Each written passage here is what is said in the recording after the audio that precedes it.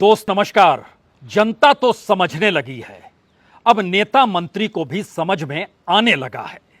खुले आसमान तले दिन के उजाले में हिंसा ऐसी भड़की कि उसकी आवाज और उसकी लौ दिल्ली में सुनाई देने लगी।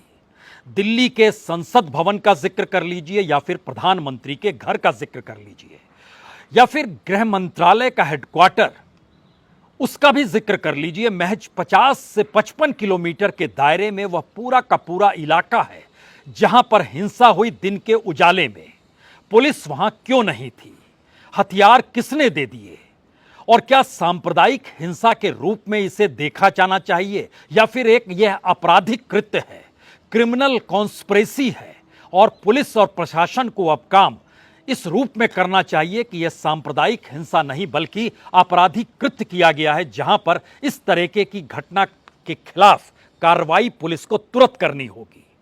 तो क्या सांप्रदायिक हिंसा के जरिए जो वोटों का ध्रुवीकरण होता था उसका यह राजनीतिक प्रयोग था जो फेल हो गया, या फिर इस देश के भीतर में जैसे जैसे चुनाव करीब आ रहे हैं उससे पहले हर उस राजनीतिक प्रयोग को परखने की कोशिश हो रही है जो इससे पहले तमाम दौर में होती रही?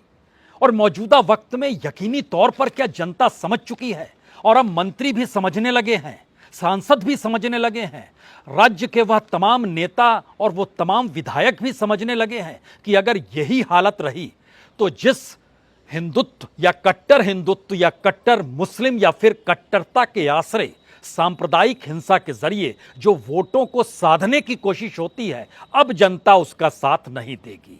तो क्या यह जनता की समझ है कि हरियाणा के डिप्टी सीएम हो या मोदी सरकार में बैठे हुए 2 मंत्री हो या एक पूर्व के मंत्री हो या फिर कोई सांसद हो या फिर कोई स्पीकर हो, इस बात का जिक्र करने लगे कि यह सब कुछ पुलिस प्रशासन के फेल होने का नतीजा है और कार्रवाई होनी चाहिए?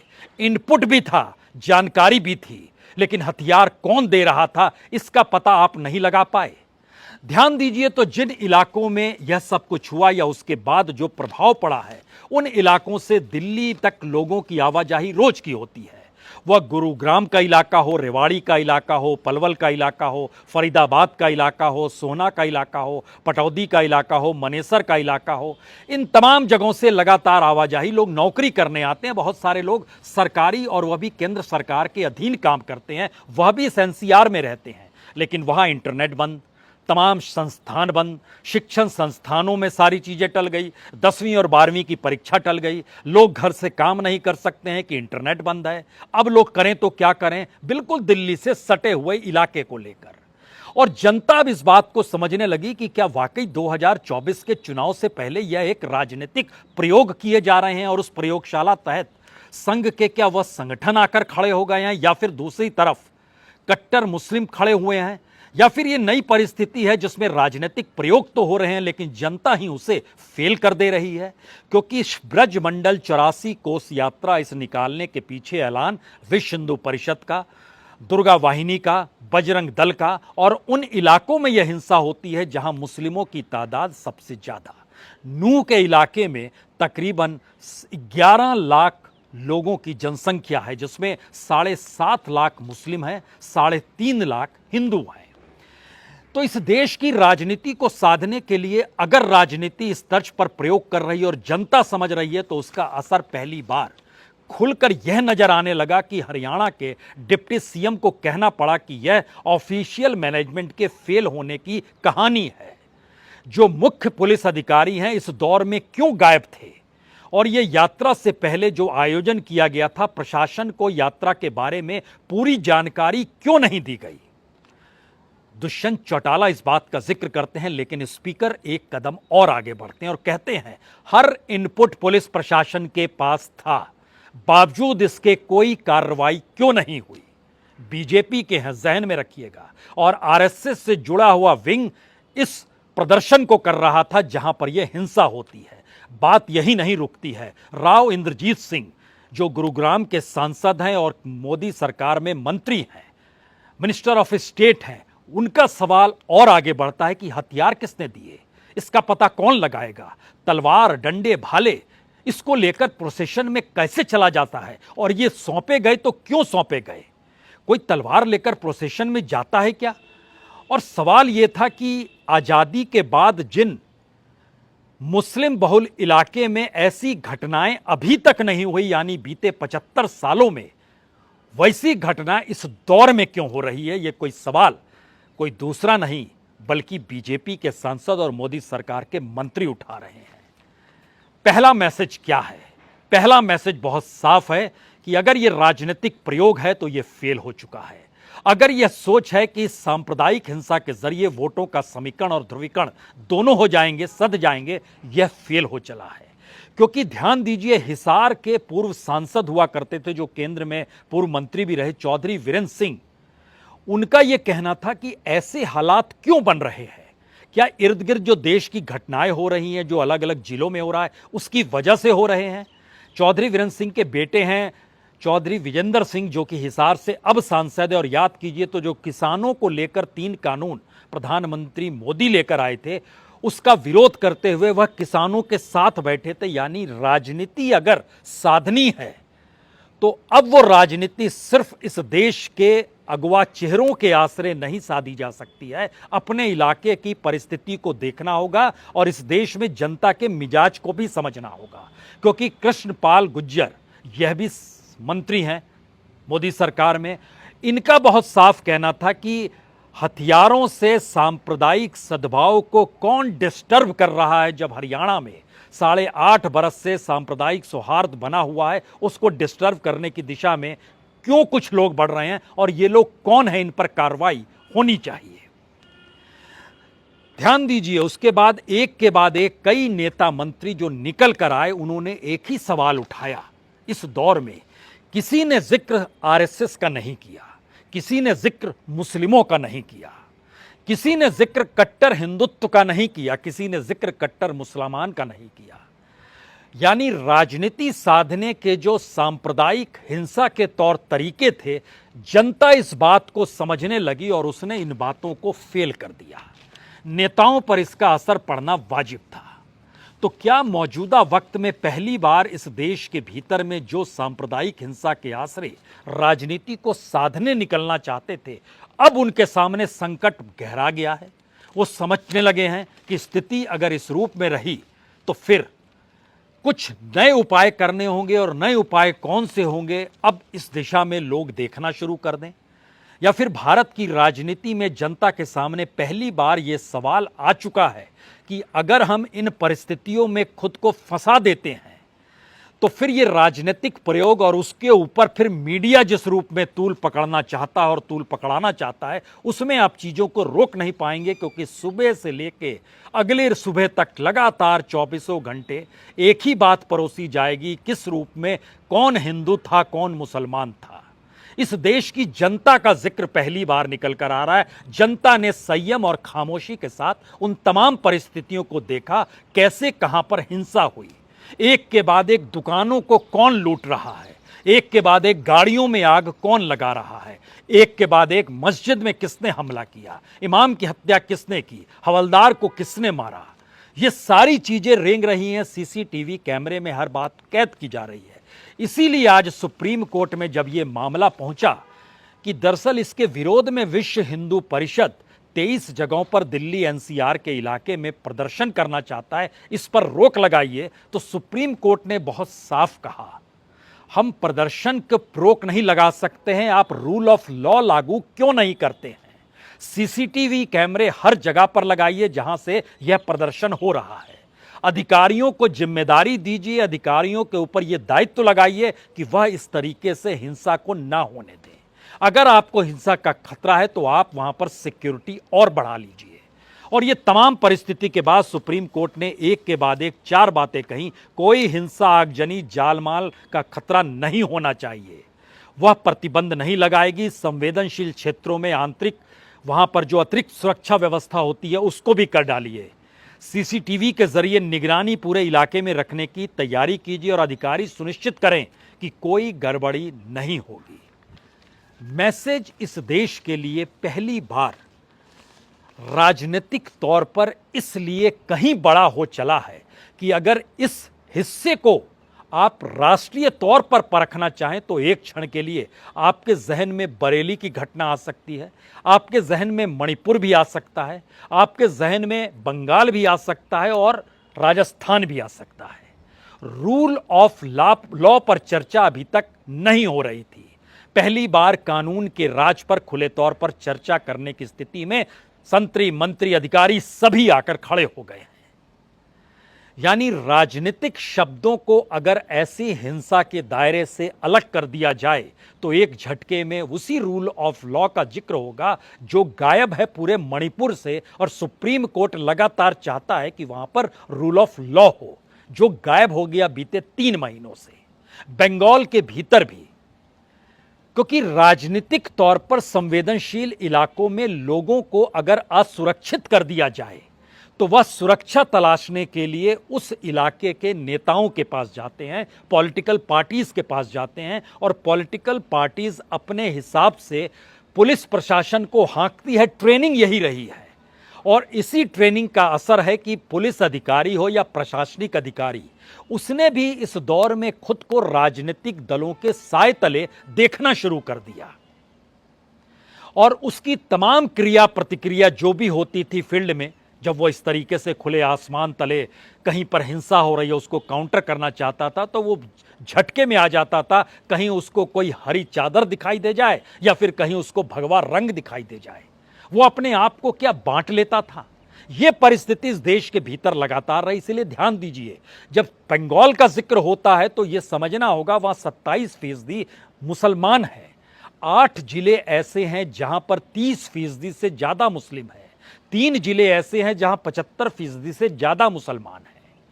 तो मुसलमानों को इस देश के भीतर असुरक्षित बना दीजिए, और सुरक्षा पाने के लिए हिंदुत्व के भीतर वो जहर भर दीजिए जिसके आसरे लगे कि उनकी सुरक्षा तभी संभव होगी जब इनको काउंटर करने के लिए कोई सत्ता मौजूद होगी। ये राजनीतिक तौर पर प्रयोग इस देश के भीतर खूब हुए हैं। ऐसा नहीं है कि मौजूदा बीजेपी सत्ता ही इस कटघरे में खड़ी है, ममता बनर्जी इस कटघरे में खड़ी है, और इस देश के भीतर में हर वो राजनीतिक दल जिसको अपना वोट जुगाड़ करना पड़ता है ये राजनीतिक प्रयोग करता चला आया है। लेकिन बीते 9 बरस में जो ट्रेनिंग इस देश के भीतर हुई वो पहली बार उस मुहाने पर जाकर खड़ी हो गई है जहां पर इस देश के भीतर अब ये सवाल है कि 2024 को लेकर अगर इस तरीके के राजनीतिक प्रयोग जो नू में हुआ है और उसका प्रभाव उस पूरे इलाके में पड़ गया, और गुरुग्राम जैसे इलाके में जहां पे अंतर्राष्ट्रीय कंपनियों की मौजूदगी है, बहुराष्ट्रीय कंपनी वहां पर उत्पादन देती है, टेक्नोलॉजी से जुड़ी हुई कंपनियां हैं जिनकी एक अंतर्राष्ट्रीय पहचान है, मैसेज दुनिया भर के भीतर क्या जाएगा ये सवाल भी बड़ा है, और जनता की संयम परिस्थितियां भी उससे भी आगे इस दौर में हो चली है। तो क्या यह माना जाए कि जो पारंपरिक ट्रेनिंग थी उस ट्रेनिंग के दायरे में इस इलाके के पुलिस अधिकारी और प्रशासन समझ नहीं पाया कि आने वाले वक्त में उंगली उन्हीं पर उठेगी, और शायद जो नारे लगा रहे थे उनके भीतर भी यह सवाल नहीं आया कि आने वाले वक्त में उन पर भी कार्रवाई होगी। क्योंकि जब जनता के भीतर और बहुसंख्य जनता के भीतर वो किसी भी धर्म जाति से जुड़ी हुई हो, एक संयम की स्थिति आती है और उसे लगता है कि उसे इस तरीके के बवाल हिंसा के भीतर शामिल कराकर उसकी जिंदगी को और परेशानी में डाला जा रहा है, तब वो एक कदम पीछे लेती है और देखना शुरू करती है कि दरअसल रूल ऑफ लॉ है या नहीं है। सुप्रीम कोर्ट ने अपने तौर पर तमाम मामलों को लेकर इसी पर उंगली रखी कि कानून का राज होना चाहिए, पुलिस प्रशासन को अपना काम करना चाहिए, और अभी तक की ट्रेनिंग थी कि जो सत्ता के करीब रहेगा वो अधिकारी, वह पुलिस वाला कंपैरेटिवली ज़्यादा सुरक्षित रहेगा, आने वाले वक्त में उसको उसके साथ प्रमोशन भी मिल जाएगा। यही स्थिति सामाजिक तौर पर इस देश में राजनीति के जरिए पसारी गई। अब क्या उस पर ब्रेक लग गई? अभी ब्रेक लगी नहीं है। अभी राजनीतिक प्रयोग कई मायनों में बहुत बड़े होने हैं। इसका एक असर हमको लगता है बार बार एक माइलस्टोन कर्नाटक इसलिए है क्योंकि कर्नाटक में जब बजरंग दल पर प्रतिबंध लगाने का ऐलान किया गया तो देश भर में बजरंग बली के साथ जोड़कर विरोध प्रदर्शन की स्थिति में बीजेपी और आरएसएस दोनों आकर खड़ी हो गई। लेकिन देश के किसी भी हिस्से में कोई हिंसा नहीं हुई। सामान्य तौर पे सबने प्रदर्शन किया और चुनाव परिणाम ने हरा दिया। अल्टीमेट जब चुनाव परिणाम हो जाए और चुनाव में जीतने और हारने की परिस्थिति में किए जा रहे राजनीतिक प्रयोग अगर फेल होते हुए नजर आए तो फिर राजनीति क्या करेगी और फिर उसके बाद जनता अपने तौर पर पॉलिटिकल पार्टीज को लेकर क्या सोचेगी, यह सवाल मौजूदा वक्त में बड़ा इसलिए हो गया है क्योंकि जो राजनीतिक परिदृश्य 2024 से पहले दिखाई दे रहा है उसमें एक बात साफ है कि हिंदुत्व के आसरे राजनीति को साधना फेल हो गया। यह बात समझ में आ रही है कि जो मुस्लिमों के नाम पर भी राजनीति को साधते थे और उनको असहाय बताकर या उनके साथ खड़े होकर खुद एग्रेसिव भाषण देते थे, जिसको हम कह सकते हैं नफरत के बोल बोलते थे, वह राजनीति भी अब सध नहीं पा रही है, जो खास तौर से उन्हीं लोगों से जुड़े हुए राजनीतिक दल अपने तौर पर उभर कर आए। इसीलिए ध्यान दीजिए, जिसका जिक्र हमें लगता है बार बार होना चाहिए, एक तरफ कर्नाटक का चुनाव परिणाम, दूसरी तरफ पश्चिम बंगाल के भीतर पंचायत चुनाव के भीतर हिंदू वोटों का बीजेपी से कम हो जाना और मुस्लिम बहुल इलाकों में ममता बनर्जी का वोट कम हो जाना। यह दोनों परिस्थिति बतलाती है कि इस देश की जनता कुछ नया टटोल रही है, कुछ परिस्थितियों को देख रही है, या जो चली आ रही परंपरा थी उसमें अब वह उस हिंसा में शरीक होना नहीं चाहती है, वह विरोध करती है। और नेताओं को भी लगने लगा है कि उस समीकरण के आसरे अब चुनाव जीत नहीं सकते थे जिसमें कहीं 80-20 का खेल हो, कहीं 40-60 का खेल हो। यह खेल नहीं चलेगा। तो आपको राजनीति जो भी साधनी होगी वो जनता की मनस्थिति के अनुकूल खुद को खड़ा करना होगा। इसीलिए 3-4 नाम हमने जानबूझ के लिए, जिसमें एक केंद्रीय मंत्री राव इंद्रजीत सिंह का नाम, दूसरा नाम कृष्णपाल गुर्जर जो केंद्रीय मंत्री हैं उनका नाम, एक पूर्व केंद्रीय मंत्री का नाम चौधरी वीरेंद्र सिंह का नाम, एक डिप्टी सीएम दुष्यंत चौटाला का नाम, एक स्पीकर ज्ञानचंद गुप्ता का नाम। ये नाम जानबूझ कर लिए क्योंकि यह लोग बीजेपी से जुड़े हैं और पहली बार उस राजनीति पर अटैक कर रहे हैं या उस राजनीति को नहीं चाहते हैं कि वो आगे बढ़े, जिसके जरिए आने वाले वक्त में उनकी अपनी राजनीति संकट में पड़ जाए। या मैसेज इस देश के भीतर यह रहना चाहिए कि जो राजनीति चूक गई उसके बाद की परिस्थितियों को आप देखना शुरू कीजिए। 3-4 सवाल आखिर के जो सबसे महत्वपूर्ण हैं मौजूदा वक्त में, क्योंकि 2024 से पहले या अरसे बाद जिस तरीके की सांप्रदायिक हिंसा के रूप में इस हिंसा को रखने की जो सोच थी वह फेल क्यों हो गई, और अगर फेल हो गई तो ये भारतीय राजनीति में पहली बार उस प्रयोग का फेल होना है जिसके जरिए जनता को भी अपनी राजनीति में साथ लाने की सोच और लोगों को असुरक्षित करना और पुलिस प्रशासन को कुंद कर देना, यही सारी चीजें चलती थी। पहली बार ये हो रहा है। दूसरा सवाल, अगर हिंदुत्व का आश्रय इस देश के भीतर में वोटों का ध्रुवीकरण नहीं होगा तो 2024 की चुनाव की दिशा में बढ़ते हुए कदम एक झटके में हर राजनीतिक दल को उसके अपने मुद्दों के आसरे लाकर खड़ा कर देंगे जहां जनता का मुद्दा जरूरी होगा।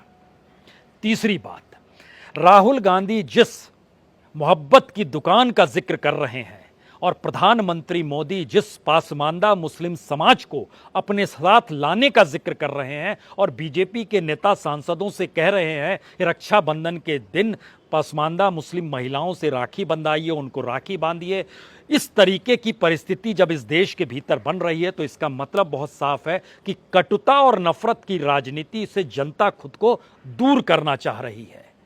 और वह चुनाव परिणाम में अगर उसको कर्नाटक के जरिए मैसेज दे चुकी है तो अब आने वाले वक्त में सिर्फ चुनाव ही चुनाव तो हैं।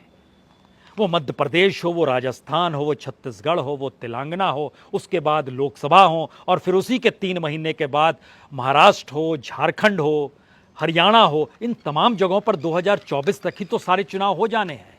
तो इस देश की 96 लोकसभा की सीटें जो 20% से ज़्यादा मुस्लिम बहुल इलाकों में आती है, उसके दायरे में अगर आप जाएंगे तो महाराष्ट्र की 5 सीटें ऐसी हैं, उत्तर प्रदेश की 28-29 सीटें ऐसी हैं, पश्चिम बंगाल की 20 सीटें ऐसी है, बिहार की 9 सीट है, असम की 9 सीट है, इसके अलावा जम्मू कश्मीर की 6 सीट है, केरल की 9 सीट है। लेकिन जिन इलाकों पर बीजेपी की मौजूदगी है तो क्या ये 96 सीटें जो इस देश के भीतर में है वहां पर यह वोटों का ध्रुवीकरण सांप्रदायिक हिंसा के आश्रय या धार्मिक कटुता और नफरत के आश्रय नहीं बन पाएगा। और अगर नहीं बन पाएगा तो क्या ये माना जाए कि बीजेपी के लिए मुश्किल होगी? क्या ये माना जाए जो कट्टर मुस्लिम और तुष्टीकरण की राजनीति को साधने की कोशिश करते हैं उनके लिए मुश्किल होगी? जी नहीं। ये पहली बार है इस देश के भीतर का राजनीतिक संदेश